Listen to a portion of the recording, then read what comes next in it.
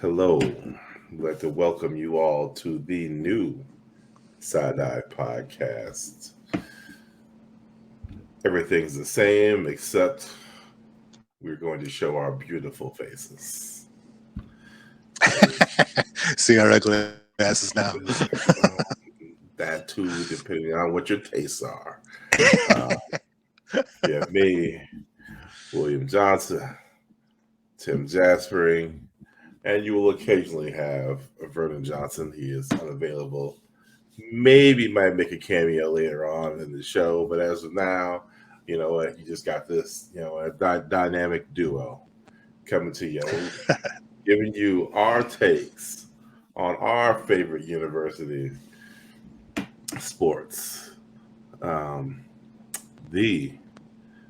know I stole it. Iowa State Cyclones. Man, are we going to get in trouble for that now? We possibly will. Ohio State's got that copyrighted now, right? I said like we capitalize our THE. They lowercase their THE. So they will do that? Okay, right. Yeah. All right. So they will be all right. So yes, we are not insiders. We're just three fans giving you our takes on the college that we love. And here we are, season 2, our second season. Yeah. Please feel free to go back to season 1 and listen to some of our previous shows.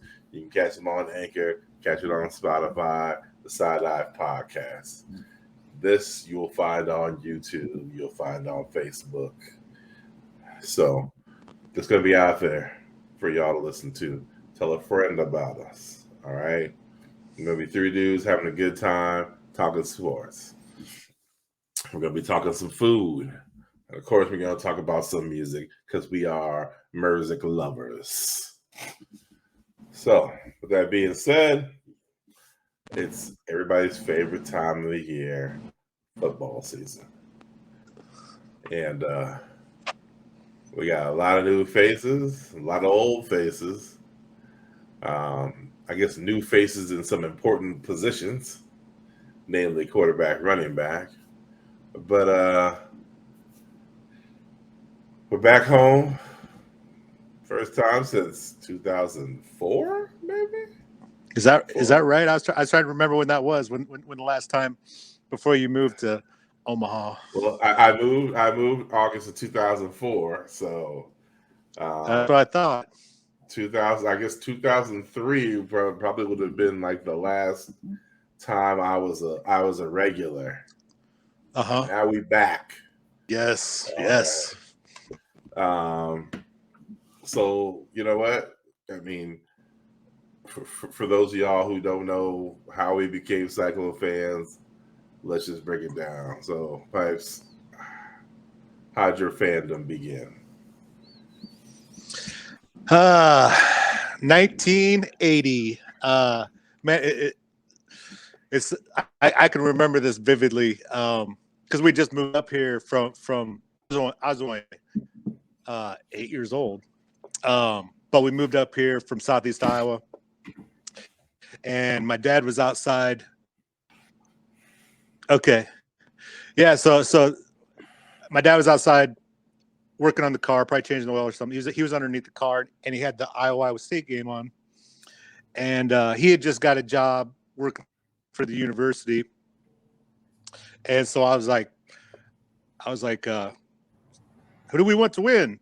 And he's like, we want Iowa State, and so Alex Giffords ends up kicking the game-winning field goal, and then that's when Donnie Duncan was the coach, and Iowa State went on to win 3 more in a row. But also at that time, Dwayne Crutchfield was there, and so,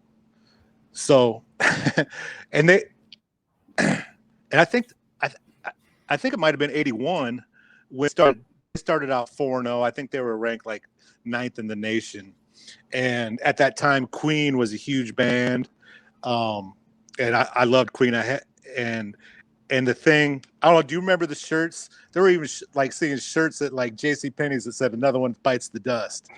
So I had one. I had that single. Are you serious? Yeah, I had one.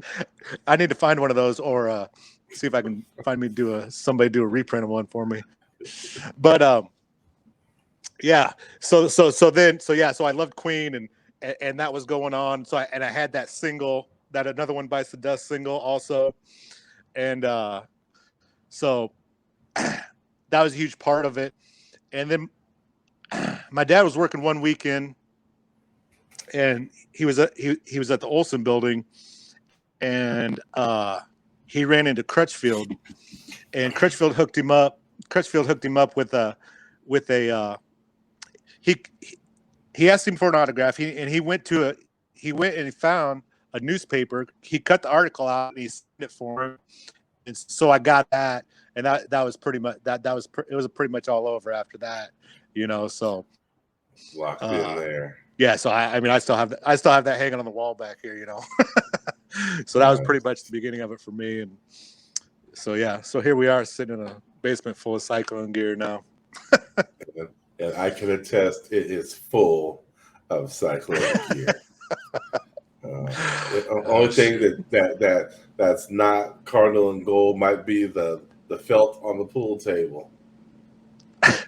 Well, it's cardinal, but yeah, there's not any gold on it. Yeah. Me, I had a longer road to becoming a Cyclone fan. We moved to Ames in 78. I believe, yeah, 78 from Urbandale. Not too far from where you live, man. Yeah. And I mean, we weren't big. I mean, we weren't big college football fans. The family was huge pro fans. I mean, the family's from Texas, so everybody was a Cowboy fan. Everybody but me, I like the Raiders. But so we didn't. I mean, I didn't know college. I didn't know college football. And we got tickets to a game, and it was OU Iowa State. And we went to the game, and it was 7-7 at halftime, and then it was 42-7 at the end of the game. OU had just run wild, and that was when they had Thomas Lott, Billy Sims, Kenny King, and David Overstreet running the wishbone. And remember Thomas Lott taking off his helmet, had this big ass afro, and I mean, VJ and I we were just enthralled with the greatness of OU, so much so that we came home from the game, and we played street football with the neighbors, and VJ and I just beat them down, and we were Thomas Lott. He was Thomas Lott, and I was Billy Sims, and we were just beating the dog shit out of the papers. And so I was 100% an OU fan, and then all around me is obviously Cyclone fans, and I get asked, why don't you like the Cyclones? And it's like, y'all don't act like you want to win. There was that, because after Earl Bruce. And Donnie Duncan, it shit started waning with Criners and the Walden. So I'm like, do you really expect me to cheer for this? I mean, it doesn't seem like there's a big desire to win there. And I said, you know what? When I see that, I will happily get on board. I mean, because it is probably my fandom probably didn't start until college, and it was a little different because now I'm sitting in class with players, and then it's like, okay, well, I'm sitting in class with these dudes. It's harder for me to cheer against them and things like that when hey, there's Blaze Ryan. And it's one of these things. And then at the end of my high school career, he had the sweet throat too. Yep. But then Vondra's playing. And I'm like, okay, now here's a dude I actually know who's playing for the football team. And so I think that kind of, Bowles was out there, and I think that kind of started switching it up for me. And so I'm around those guys, and then they're introducing me to more people. So I think it started to switch, and then then all of a sudden, here comes Gene Smith's in town, and he wants to win. And all of a sudden, there's a concerted effort to get these programs, to get that program going. And I'm like, okay, catching on. So then it became kind of a 1A, 1B thing with OU and Iowa State. And slowly but surely, I kind of got away from OU. We started tailgating. I go to the occasional game, leave at halftime, and go back to the tailgate and stay there. But it just kind of switched off, and then I became a casual fan of OU and a diehard fan of Iowa State. It was one of those, I'm cheering for OU every game unless they're playing the Clones, and then I'm going for Iowa State. And of course now I don't cheer for Oklahoma at all, but we discussed that last season. Why they're off the table now. I mean, so that's how I became a Cyclone fan. Just I guess kind of osmosis from just being around it a lot. So that's how your boys became Cyclone fans. VJ's not here to tell his story, but I would assume it's probably got to be a little bit similar to mine. He was around more of those. He was around more of those people than I was. So, and sooner. So his probably, but his story is probably similar to mine.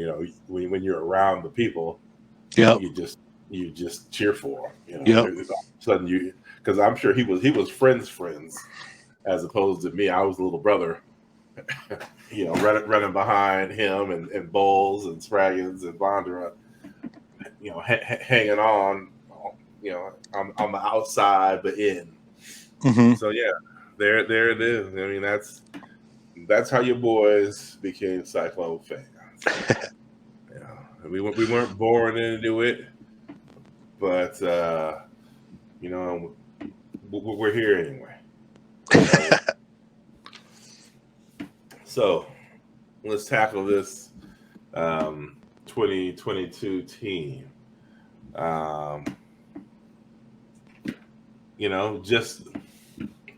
Just on paper, what do you think? Well, I've seen a lot of, well, first of all, especially along the lines, there's a lot of guys that have played a lot of football.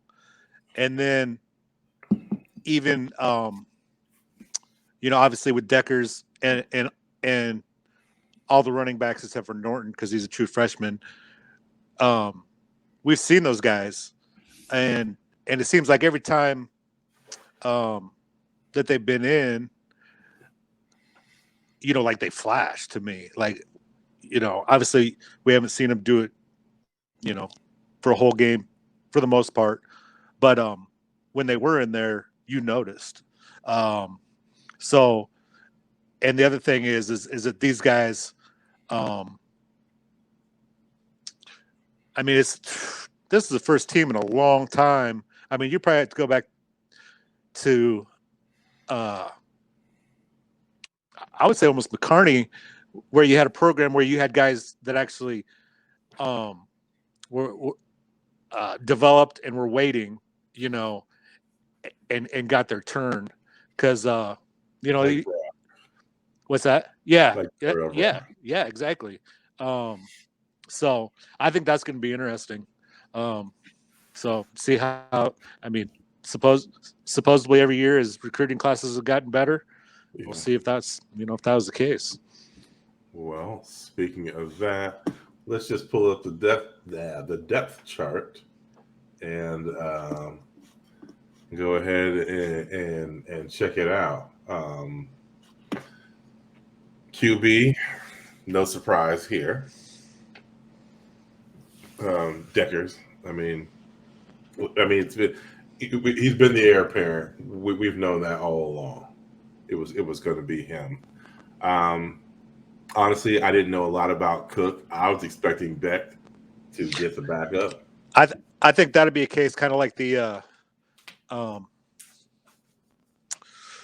just kind of an experience deal where I think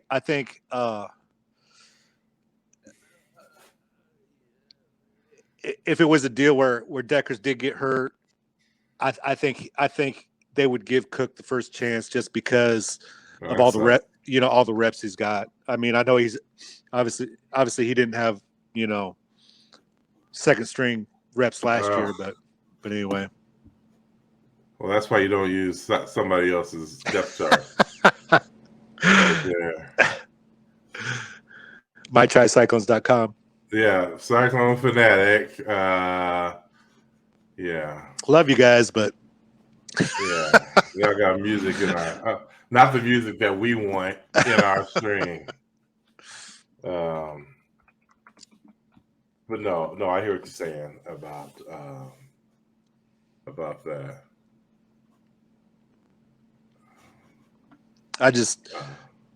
Go ahead. No, I was gonna say, because you got running back.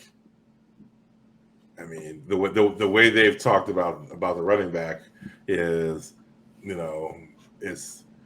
it's Jarrell Brock, but the rest of those dudes are going to be playing.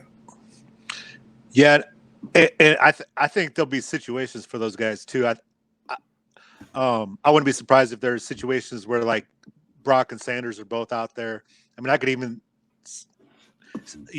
obviously, this is just completely my opinion. I've nothing to base this on, but just like, I mean, a guy like Sanders with that kind of speed, throwing him out in a slot or something, just they always say they want their best play. They want to take advantage of their best players. So, you find different ways to get those guys on the field.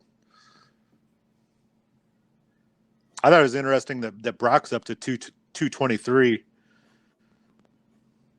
That's a big boy because he's always been a physical runner. I mean, he's pretty much, he's not not going to be like Brees, with that kind of patience. That where you have that patience and kind of pick your hole.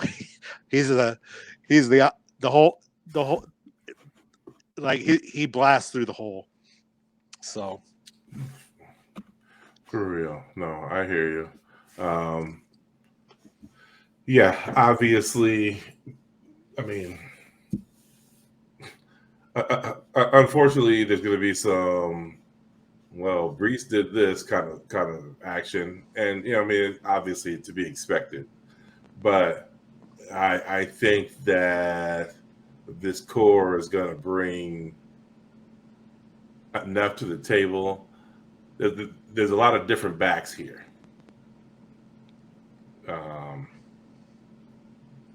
You got four guys who can do different things. Yep. There's going to be a lot of change of paces, and that's going to be rough for defenses. Yeah. To have to deal with that. I mean, you basically have two guys that are big physical guys, and then you have the two other guys. Yeah, I mean, Norton's kind of the scat back, and Sanders to me seems like the speed guy. Where he can just blow it open if he gets a crack. Yeah.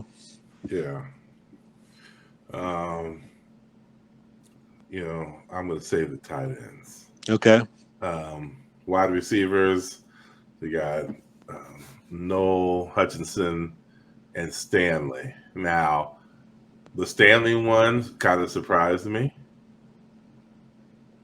Yeah, I didn't obviously see practices, so it might not be a surprise to people in the know. Right. But just going off of what I saw last year, I thought it would have been Wilson or Shaw.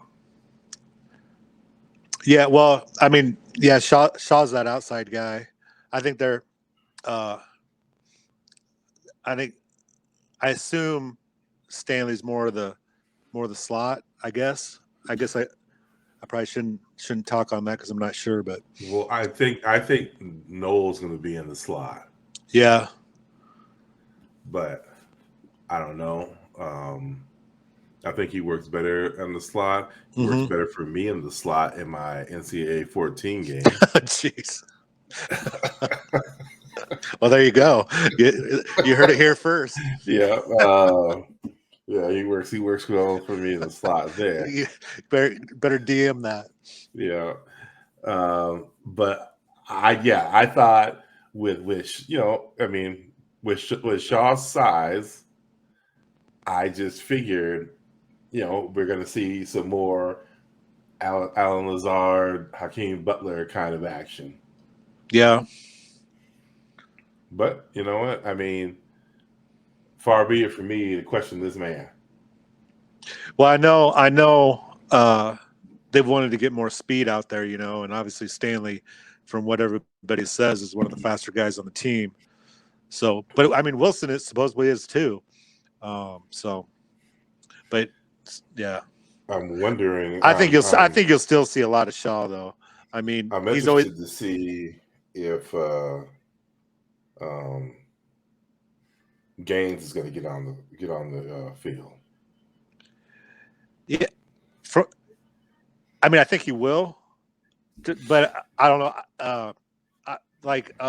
They had Nick Osen on the radio from what is it, Cyclone Alert, and he was talking about how he's just picking up the offense a little slower than the other guys, I guess. But obviously, the other guys are all upperclassmen, and he's a true freshman, so he's going to be behind. You got 3 seniors and 4 seniors, and a sophomore who pretty much played every all game. season. Yep. So, okay, is it Russ? Yep. Well, I mean, obviously, shoe-in starter there. Yeah. I mean, he was first team all conference last year. Yeah, so I mean that was as big a foregone conclusion as Hutchinson starting or Decker starting. That we something we knew. The line, Miller left tackle, Hufford left guard, Downing center, Daryl Simmons right guard. And Jake Remsburg at right tackle. Although I saw today that Remsburg is questionable to play this weekend. Yeah. So I don't know. So that means is Traver moving up? That's the way that everything I've heard. It sounds like they're moving Treber up, but I mean, you never know until it's game time. Yeah, but I mean, you lost a couple, but it's not like this is a these guys first team unit, first time unit. Well, I mean, these dudes have played. Yeah, and these guys are, I mean, Newell was a good center, but he didn't have the size that these guys have. I mean, that was one thing in the spring that I noticed. I was surprised, just the overall size of the team, especially the D line and the offensive line. It just seemed to stand out to me. I mean, I don't know if it's just because they're playing on Gilbert Field, but yeah. But I mean, like you said, I mean, the bowl means they started at least 5 games, and there's 4 of the 5. Yep. And letter winners, you got 3 double letter winners. You got backups who got letters. Yep. So, I mean, Tyler Miller wasn't starting last year, but he got a letter. So, I mean, it's not like you got dudes that haven't played. And like I said before, he's a guy we saw play in the Cheez-It Bowl. He's playing against Clemson, one of the best defenses in the nation. So I thought he played. Yeah, played well. 6'9", 316. Can he play basketball? Now what I thought was going to be the big question of, because I mean, it's hard to put this kind of pressure on these guys because they're just not the group that was ahead of them, and that group was just phenomenal. I mean, losing those two phenomenal tight ends. Yeah. But Easton Dean, Deshaun Hanukkah, Tyler Moore. I mean, they got big shoes to fill. But I guess a lot is going to be how are they going to be used in the same way, and if they are, will they be able to produce the same way? Yeah. That's the question. Well, the other thing about that group is that's guys that have been there. I mean, Tyler Moore's second year, but the other guys, they've been here 3 years now, and yeah, it's like Brock. Yeah. Yep. Now it's your turn. Yeah. So, and one thing they didn't do, they didn't go out and get a transfer. Yeah. So, I mean, because anymore, if they don't feel good about a group, they go out and get a transfer. Yeah. So, flipping sides. Well, I mean, there he is. There goes that man. Yeah, I mean, Mr. Everything on defense. Will McDonald IV. I'm not even going to bother. We all know who he is. We all know what he does. I'm not even going to bother wasting everybody's time recapping him. Look, I mean, he's going to do what Will McDonald does. Now then we got his backup, the transfer from Minnesota. Yeah. So evidently he was hurt up there, but he's another 6'3", 275, defensive end. So he can move with that kind of size. That's pretty impressive. I mean, on opposite of McDonald, you got Blake Peterson, another high on him. Yep. Well, he's another guy we've seen play. Yeah. And he's gonna for other schools, they might not know him as well as McDonald. So, I mean, he'll be able to surprise some people up front in those early games. I don't believe Joey Peterson is any relation. No, names are even spelled differently. Yeah. Isaiah Lee in the nose guard, Jared Singleton at the tackle. Big fellas, and their backups are big. I mean, we got some definite space fillers in the middle to clog up some of them runs. Yes. Yeah, especially Dominic Orange, that dude. I mean, holy cow! Yeah, I mean, he's going to get in there and definitely fill a hole or two. Yeah, when we get to our predictions, I've got an opinion about these guys. Okay. Linebacking crew gonna be a little different. I mean, Mike Rose. Geez, can we get one more year from you, buddy? Yeah, Jake Hummel, man, he made the Rams. Undrafted free agent. Yeah, that's great. But we got I mean, Orion Vance. Feels like he's been there forever. I mean, he's playing in the middle and then so is Vaughn.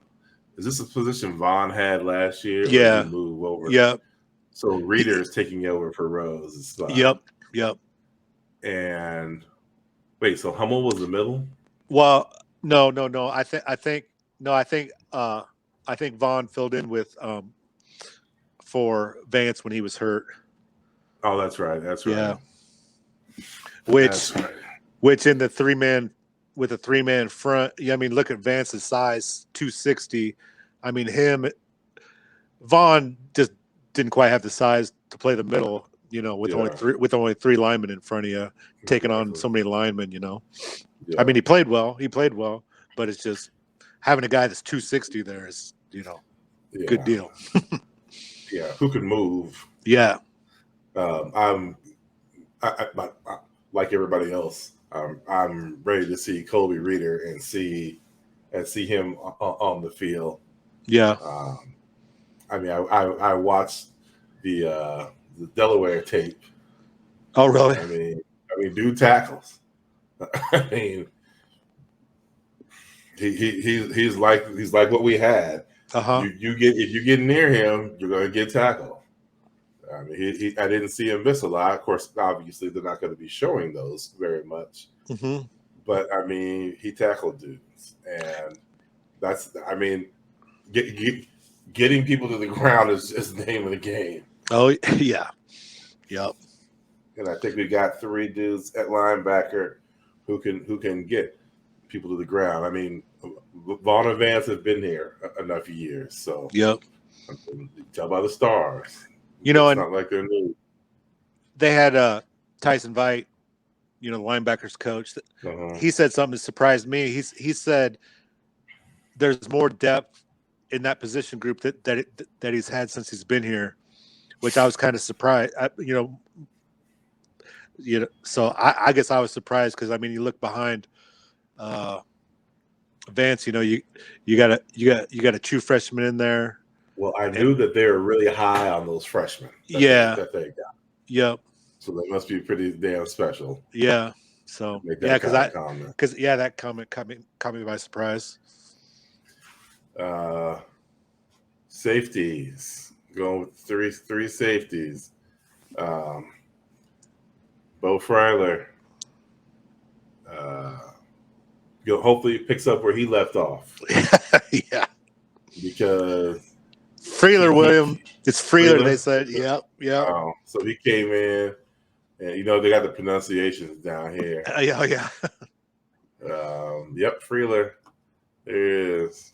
And earlier I said Traber. It's Triber. But hey, they're new. We're getting used to these guys. Yeah. So he came in and did a hell of a job. I mean, outstanding job.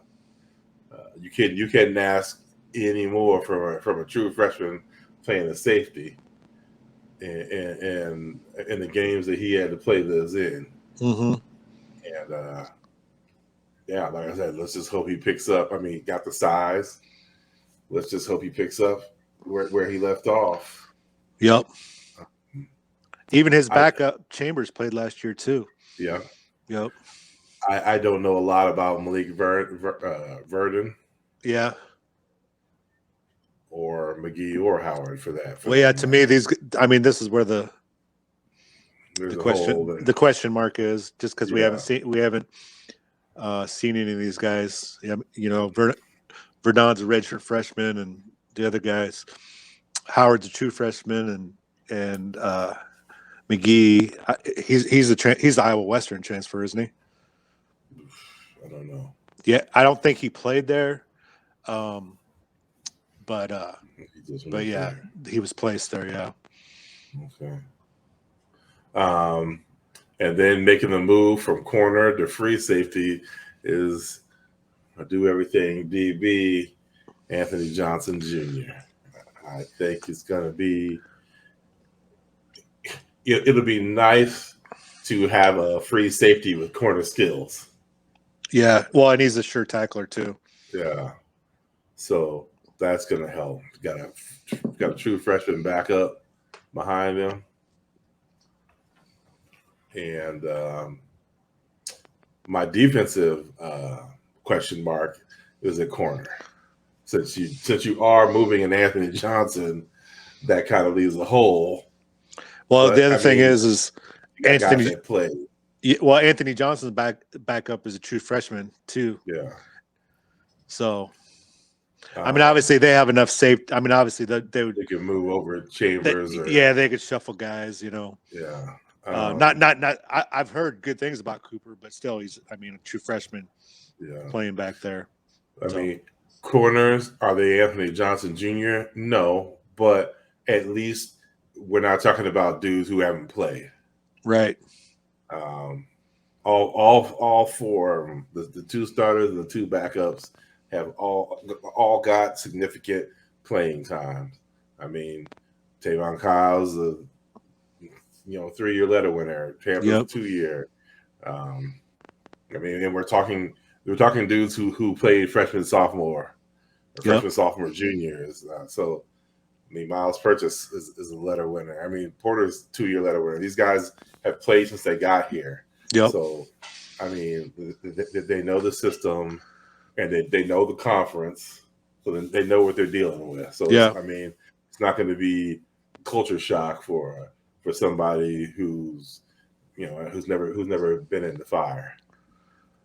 Yeah, and like Porter, I mean, he's interesting because I mean, you got 6'4" DB, and last year, I mean, it seemed like he was always in on special teams tackles. Yeah. So I think it'll be fun to watch him this year. And plus, he's got. I mean, he was a converted wide receiver, so he's got wide receiver instincts. Yep. So that'll help, and that should help in coverage. Yep. Over the special teams, pretty much all freshmen, dude. Yeah, I mean, Gilbert and Perkins are true freshmen. It's like, so. I mean, guess what? There's gonna be some growing pains, I'm sure. Don't say that, man. I mean, those are interesting positions. Yeah. Well, that's another thing. So you look. Freshmen. This is another position group you look at. They didn't go. I don't know whether they tried or not. I don't remember hearing anything, but they didn't go get a transfer. But these guys were pretty highly touted. Exactly. Right. So, that's what I'm saying. So obviously they felt good about what they had. They have the ability. Yeah. To produce. Now we got to see if they can produce. If they can produce. What they got? Oh, they got Noel as the main returner. Sanders back there is nice. I mean, that's a good idea. Yeah, they got that other kid from.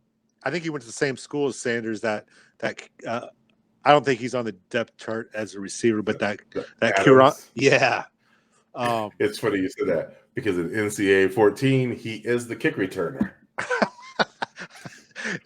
In 2014, the kid was probably like 8 years old. I mean, yeah. So they just revamped it and brought everything. They use these current rosters. Oh yeah. So he's the kick returner. Actually, I saw a dude use him tonight and run a kickoff back. I was like, that's what I'm talking about. Yeah. Well, I just remember. Janello, Larry Janello. Lived out there, and he was an Arizona kid. Yeah, yep. Okay. So, all right. Now you have the depth chart. It's obviously you don't know until. Oh yeah. You always hear, everybody's great. Everybody's great coming out of fall practice. Yeah. So. 2022 predictions. I know you got something for Will McDonald. What you got? I last year I was always, he's going to get his touchdown this year. He's going to get his touchdown.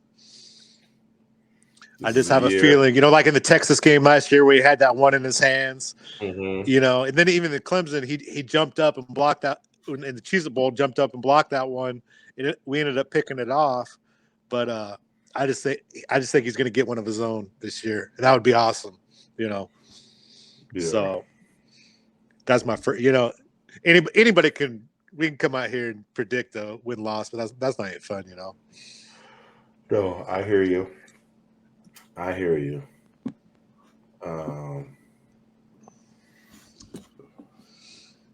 And you believe at least 2 games with 200-yard rushers, huh? I think so. Okay. I could see. No. Well, I think Brock will be one of them. Brock will be one of them for both games. Yes. Yeah. All right. Yeah.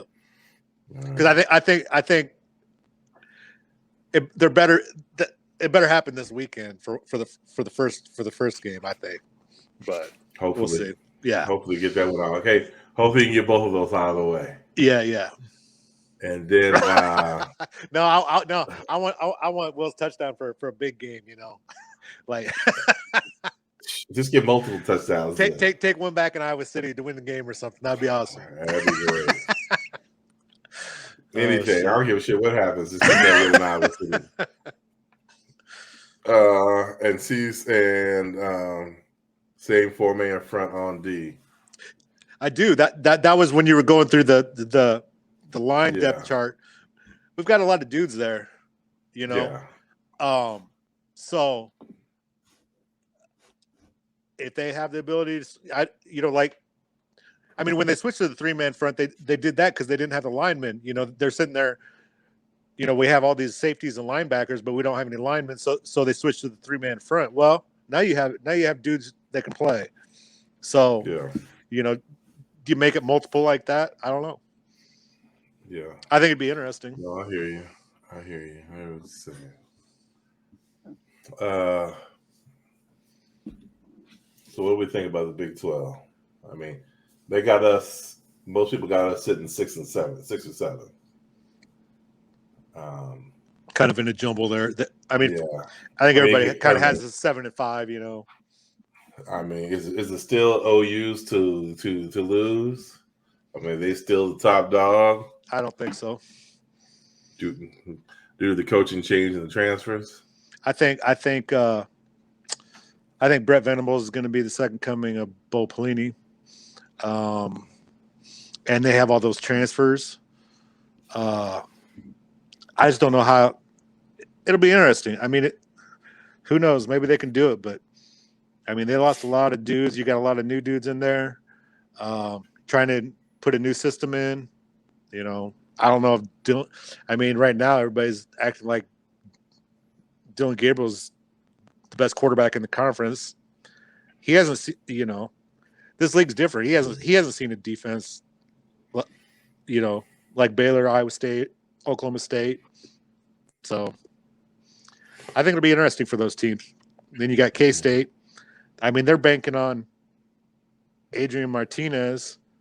Dude, they had I think he's going to do better than his Nebraska days.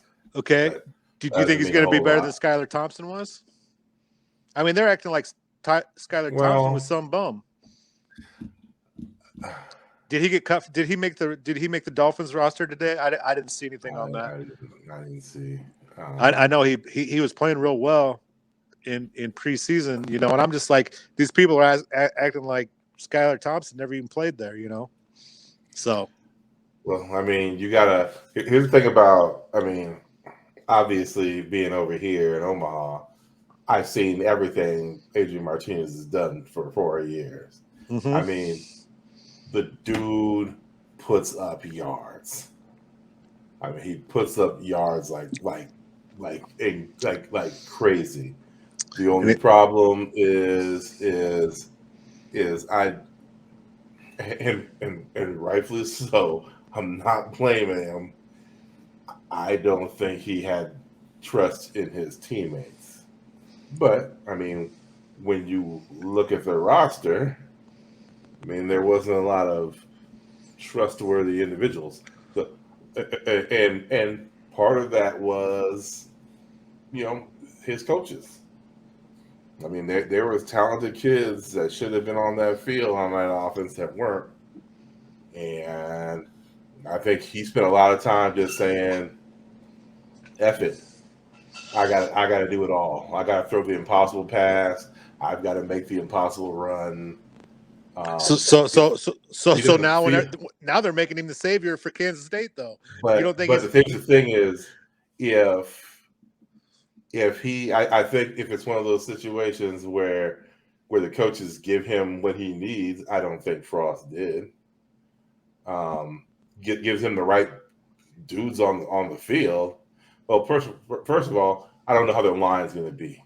Yeah. Last year, Nebraska's line had 5 me's on it. Yeah. I mean, no offense to those kids, but they were some bums. and old boy snapping the. I mean, that center must have snapped 10 shotgun snaps passes over his head. I mean, Martinez would probably have an extra couple of 100 yards had he not been chasing the ball back behind him so many damn times. If he has confidence in his team, there could be problems for this league because he's not a terrible quarterback. No, I mean the dude has talent, but I think he was just in a terrible situation. But you start putting he puts the ball on the ground a lot. Well, here's the. I mean, and that's where I go with that. I don't think there was the trust that he had in those players. Yeah, I mean, people took away Toure last year, and that was. I mean, this is the team that had Wan'Dale Robinson and didn't know what to do with him. Yeah, Wan'Dale Robinson transfers to Kentucky and blows up the spot. Yeah, and he ended up being a second-round draft pick. I mean, I wouldn't have trusted them either. I'm like, you've got a weapon. I mean, that's like getting a Ferrari and doing nothing but driving around in school zones. Yeah, it doesn't make any sense. So I think it'll come down to that. Texas is going to be in the same boat as OU. Yeah, I think transfer city. I mean, it's one of those things for both OU and Texas. If for some reason it all clicks, everybody's got problems because they got the talented people. But if it doesn't click, holy moly, it's going to be a dumpster fire. Well, yeah, and I think, and a lot of Texas's newcomers are freshmen. Like they were talking about all these freshman linemen. Obviously, that are really talented, but I don't know. They ran off a lot of players. I mean, usually most programs do that in the winter. They don't run them off after the first. You know what I'm saying? They get rid of the dead weight through their winter conditioning, and and then they go with what they have left. Well, Texas ran them all off after the season. Yeah. So it'll be interesting. I mean, and of course, Baylor's Baylor, Okie State. Well, not so. Right. It's basically these three teams with transfers. If that works out, like you said, they're going to be good. If it doesn't work out, then you're going to have the teams that are using program guys. Because that's what Baylor and Oklahoma State, Iowa State. That's what they're doing. So it'll be a contrast there, I think. Yeah. So I think one thing that works out for Iowa State is the schedule this year. Because you just get those West Virginia, Texas Tech. You get those games at home. I just think Kansas State is at home, and you get the KU road game. So that works out well. It's a good home schedule, and you get OU at home. Texas on the road we got Texas towards the end, or no? Is that Texas is before OU? Texas is after K-State, right? I mean, we do have those games in a row, and then Texas, Oklahoma there's a bye in between. Because if by that time, if Texas gets their brains beat in by Alabama, loses Red River, they'll probably be checked out by the time they play Iowa State. Yeah. I mean, if they ain't got it together, they could mess around here and lose to Nebraska. OU in Lincoln. Yeah. That game's in Lincoln. Yeah. And now, I'm just so over Nebraska. I hate this. I hate it when these talk guys, these media guys say college football is better, like when Nebraska, Florida State, and Miami are good. It's like, that's 30 years ago. It's over. Who cares? It's not better when they're good. Well, I mean, from I think from a from a countrywide perspective, Well, it's better when one of the Florida schools is doing great. Yeah. When SC is doing great. When because I think part of people wanting Nebraska to be better or shit, I think a lot of that is people are tired of seeing Ohio State coming out of the Midwest. I mean, I think there's a unless you're in the SEC, isn't everybody tired of Alabama? People are tired of Alabama. People are tired of Ohio State. I mean, there are certain teams people are tired of, and it's one of those who's got the ability to go knock them off. I mean, I think that's why Clemson did it. Clemson did it. Yeah, but then now Clemson is kind of falling back. Oh, come on, they're like top 5 right now, aren't they? Preseason. Yeah, but we've seen that movie, but they're not. Nobody supplanted them, dude. We saw the Nebraska movie in the '90s. I don't need to see it again. We saw the Miami movie before. But I don't need to see that again. But it's been 30. But it's been 30 years. It's been. I mean, we've had this many years of Ohio State. I mean, SC hasn't been relevant since the middle '90s. Well, no, Reggie Bush didn't. Did that? Well, when that was 2004. That's when right. that group went, didn't they? Because they won a national championship, right? And then lost to then lost to Texas. Well, then you have Texas. I mean, do you want Texas to come back?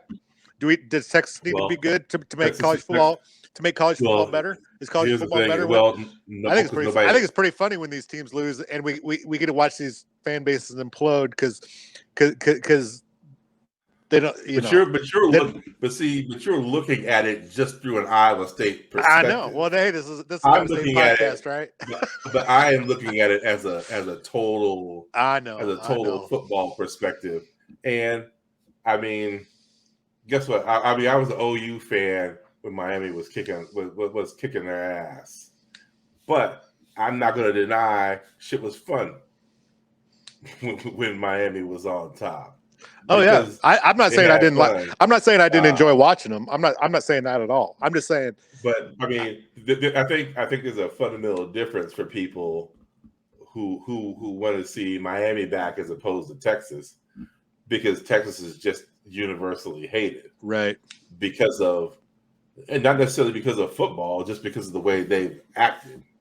I mean, they're just. It's right. Just that people are just like, no, we're completely over y'all. And I agree. Go away. I agree with your point about not wanting to see an SEC stranglehold on the whole deal. I do see that, but I don't feel bad for any of these teams. Yeah. I mean, here's the thing: is if my team can't get up there to knock all that off. I need somebody to. If I can't be happy, nobody can. But I mean, if Nebraska has to get stronger and knock off those teams that we can't, I'm tired of the Alabama. No. I'm tired of that shit. I'm tired of the Georgias. I'm tired of the LSU's. Especially I'm tired of the Ohio States. I'm tired of Michigan. They had their time and they screwed it all up. It's just like Texas. They have all their money and they can't get their shit together. So whatever. Yeah. You fired your coaches that go 9-3 every year. Hell. I mean, I don't know. I'm tired of seeing it. It's kind of like dealing with the Patriots. Guess what? They're not sitting up top anymore, and I'm glad. And I'm glad they're falling on hard times. You know what? You sat at the top for that goddamn long with some questionable scandals. Well, you know what? Peace. You're just still bitter. You're just still bitter about the tuck game or whatever the tuck rule game. You know what? I didn't like him before that. I mean, I didn't like him back when it was Steve Grogan. Yeah. Back when they got pounded by the Bears. But you know, it's like I don't care who it is. I want to see somebody have an undefeated season in the NFL and win the Super Bowl just so those damn Miami Dolphins can shut the fuck up and go die. And go die knowing that somebody broke their fucking streak. Oh shit! It's one of those kind of situations. All right, man. I'm sorry I went off on that tangent, but that just the Nebraska talk set me off. So we weren't even talking about it. We brought up K-State. I know. Well, you're talking about all these Nebraska games. we ain't been in the same conference for 10 goddamn years. Man, save that hatred for the fucking K-State. Oh, it's even better now. They have an old Nebraska quarterback, so you can really give it to him. There you go. Well, he didn't face us, so. All right. Well, coming down to these last two segments. So what are you cooking this weekend? I mean, well, first we have to explain it's not going to be the same because you can't go to the game. Yes. Getting old sucks. So, yes, it does. So, you won't be at the game, so we won't be doing any tailgating. Not together. Yeah. But what are you? I know you're going to be doing something. So, So I think I'm going to come up with obviously, probably call it the side dive melt. Going to be a version of kind of a made right cheesesteak type of deal. Okay. So see if I can make that good and come up with some pictures. If I can hobble around on these fucking crutches and get that stuff made. But yeah, that's what I was thinking.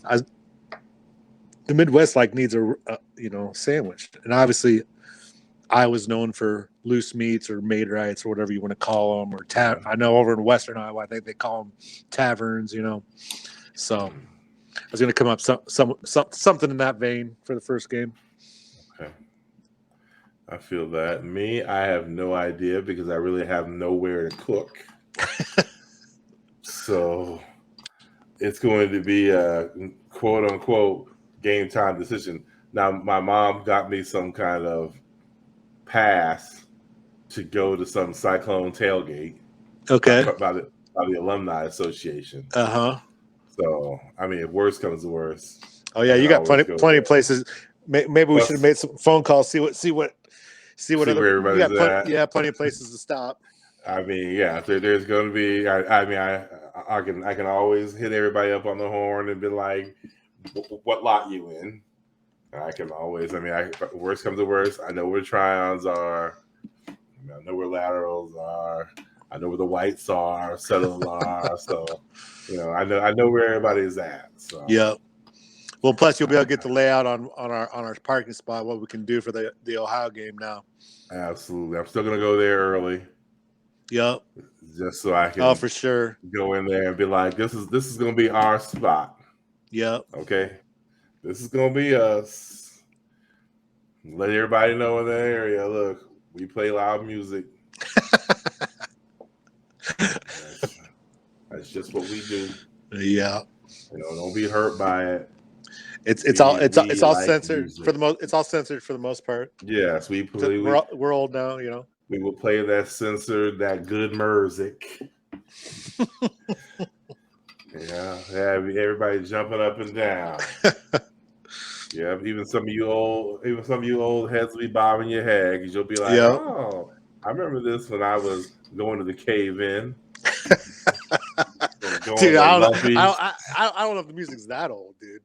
Well, I suppose they're yeah. If you get some Beastie Boys up in there, there's Beastie Boys on there. Yeah. I don't know if they played Van Halen. I don't know if they played old David Lee Roth Van Halen in there, but there's some of that on there too. I mean, that might have been at People's. Yeah. I mean, Hell no. They might have been playing that at People's, or was it underwear? Or was it underwear underground? Underwear was under I people's, mean, and they play some. They play some Or what of was Size lump? Roost. Yeah, it was called what was Lumpies? Yeah, Lumpies, yep, yeah, and Size Roost. yeah. So yeah, there'll be something for It'll be a little something for everybody. Everybody can listen to something. Got some James Brown on there, Rolling Stones. See, Even I mean, back. you're talking about there's not going to be anything Cave-In. You went before Cave-In. You're talking James No, Brown. Cave-In was before Tazzles, dude. Well, I mean, but you said there's not going to be any music that anybody who was at Cave-In would know. But you got James Brown. Well, no, I was just trying to think. That was like early mid '80s, the Cave-In era, wasn't it? Yeah. Yeah. Because I graduated in '87. Yeah, so I think I was mid late '80s. Yeah. Yeah, I think I got in when they have the over under law. Yeah. I remember that. That was gone by the time I was in high school, or 17, whatever. I was the perfect age. It started right when I got out of high school, and it ended right after I turned 21. I think it ended right after the first Visa riot. Yep, that would have been about that time. Yeah, because I remember dudes coming to school that Thursday, like, holy shit, you should have seen. I mean, that was on Thursday or something.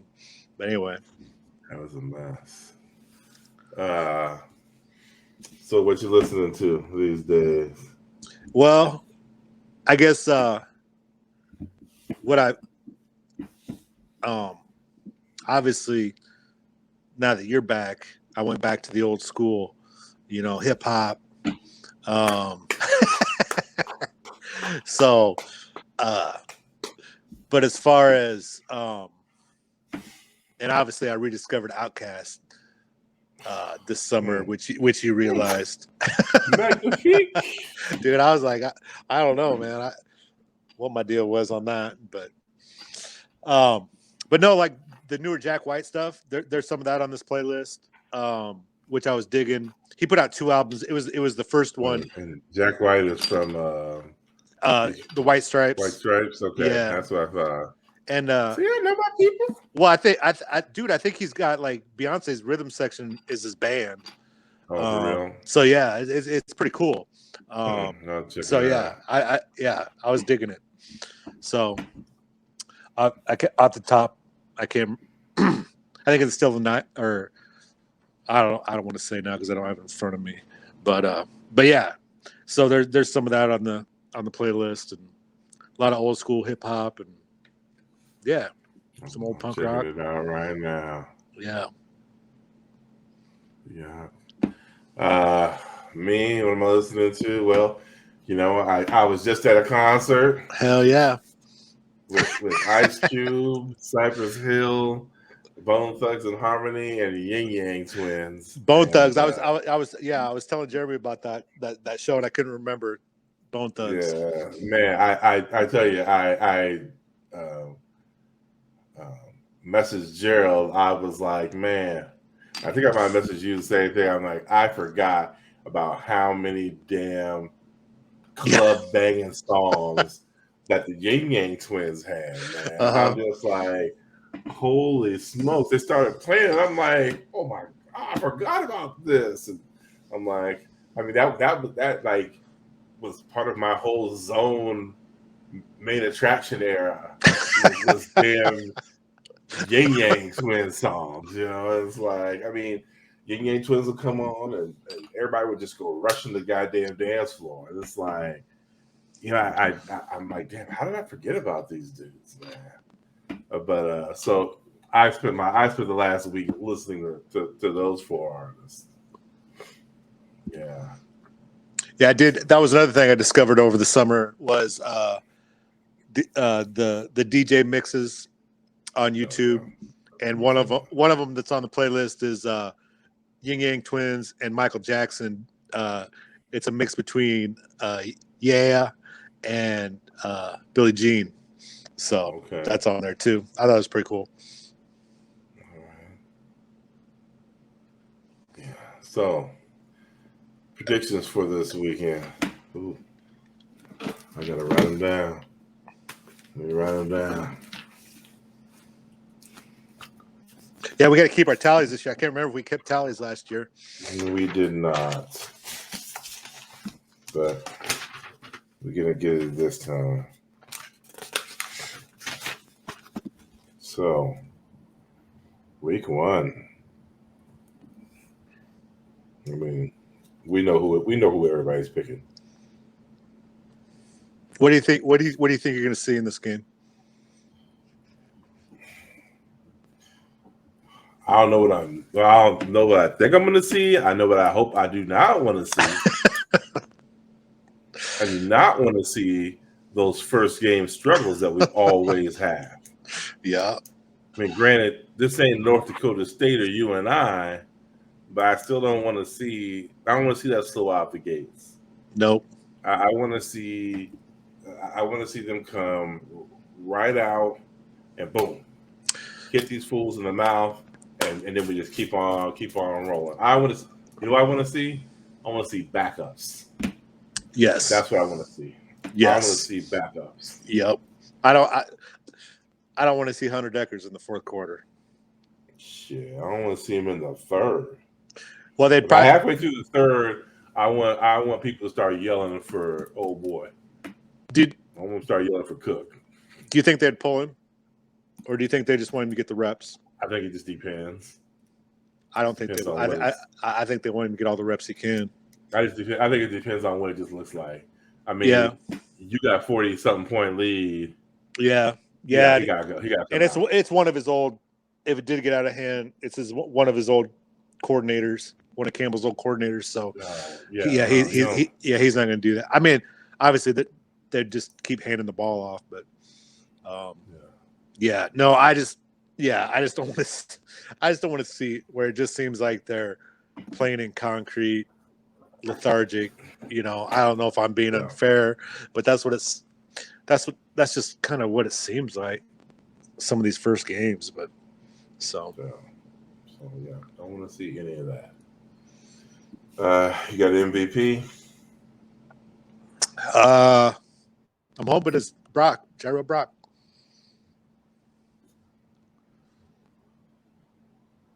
Be cool if he had got his Hyundai in the first half.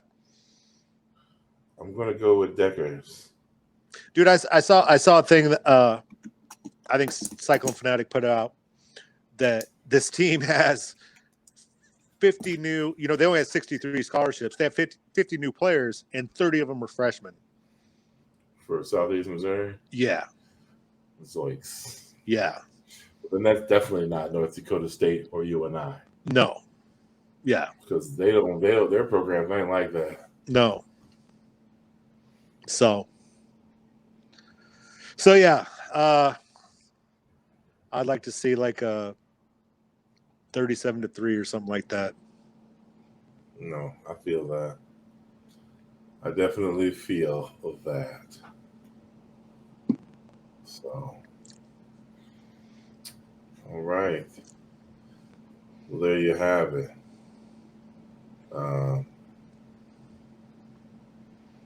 Episode 1 of the second season. Second season. Is that how we're doing it? Second season, episode 1? I was curious how many episodes we did last year, because obviously we did all basketball and we did 20 football. Something. So it was 20 something. I just can't remember exactly how many. So you want to do Sunday night react since we got a long weekend? Maybe we can. I okay. I don't even know. All I know is we beat the the 16 that I think it was just over. We went over there. Yeah, we were in the 20s. Yeah, because we beat the 16. We beat the 17 in January. Yeah, and we went through March. So like 25, 26, something like that. I'll have to go back and run it back. Damn, we made it all the way through this episode. We didn't even talk about the bridge. We'll save the bridge. Here it is. I'd like to thank y'all for coming in here and watching your boys. Not just listening to your boys, watching your boys. All right. Episode 1, season 2. That's right. We appreciate 2022. Appreciate y'all. Okay. Let's go. Hey, it's gonna be a good ride. Come on in.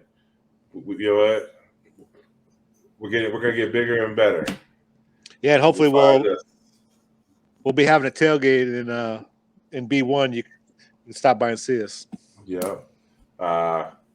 Social media wise, you know, @side_dive on Twitter, the Side Eye Podcast on Instagram, the Side Eye Podcast.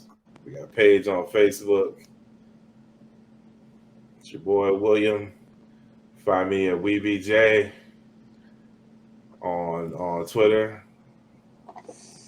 Come say what's up. Oh, yeah. Tim Jaspering, and it's @Boot Time. @Boot on Time. Twitter. We're going to put all these up. You'll be able to find us. Come find us. Say what's up. It's the Side Dive @Boot Time. There you go. Ask a question. Tell us what you like. Tell us what you don't like. You ain't going to hurt our feelings. We've had We're too old for that. Exactly. Ain't nobody got time for that. Shoot. I got enough things to worry about. Not being hurt about somebody. Like, if you don't like it, I'm still doing it. I'm still gonna be rocking this mic. Like us or don't like us. Yeah. But we're still gonna be here. We still going here. We ain't going nowhere. We're all about the positive, man. You know. Yeah, we ain't gonna go nowhere. Side Eye Podcast is here until we stop breathing. All right. With that said, all right, man. Out.